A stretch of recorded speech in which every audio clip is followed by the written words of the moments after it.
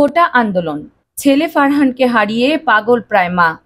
এই ছেলেটার দোষ ছিল, সে রাস্তায় নেমেছিল। 18 বছরও হয়নি ফারহান ফাইয়াজের। ছেলেটা আর পৃথিবীতে নেই। বিশ্বাস করতে হচ্ছে ওকে মেরে ফেলেছে ওরা। মৃত্যু নিয়ে যা লেখা ছিল নিহত শিক্ষার্থী ফারহানের ফেসবুক বায়োতে। চলুন জানি। ঢাকা রেসিডেন্সিয়াল কলেজের শিক্ষার্থী ফারহান নিহত হয়েছে। আন্দোলনরত অবস্থায় ফারহানের মুখে গুলি লাগে।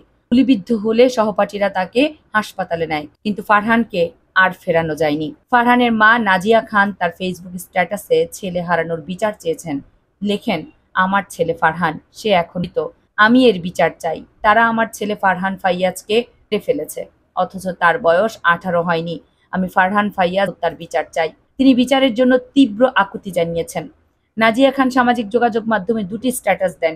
প্রথমটিতে ছেলের কয়েকটি ছবি আপলোড দিয়ে লিখেছেন, তারা আমার ছেলেকে হত্যা করেছে। তার বয়স এখনো 18 বছরও হয়নি। সে 2006 সালের 12 সেপ্টেম্বর জন্ম নিয়েছে।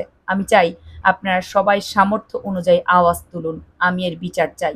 আমি চাই আপনারা ফুসফুসের সমস্ত বাতাস একসঙ্গে করে চিৎকার করুন, এই পোস্ট শেয়ার করুন। আমরা ফারহান হত্যার বিচার চাই। এরপর নিজের সঙ্গে আরেকটি ছবি দিয়ে ছেলে হারানোর বিচারের দাবি করেছেন ফারহানের মা।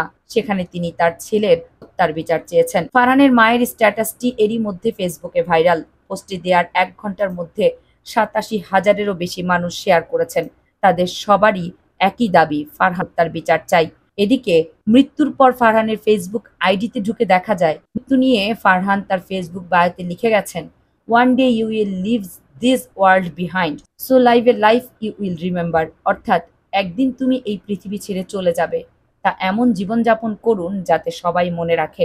দর্শক, প্রসব ব্যথা একটা মা সন্তানের মুখ দেখে ভুলে যায়। সেই সন্তানটাকে বড় করতে কতটা সুখ, ত্যাগ, তিতিক্ষার ভিতর দিয়ে একটা মা যায়।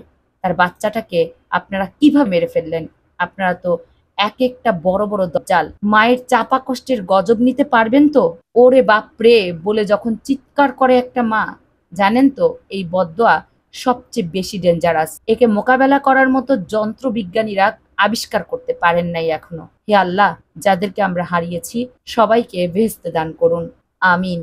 কামরুন নাহার রাখি, কেয়ানার মিডিয়া।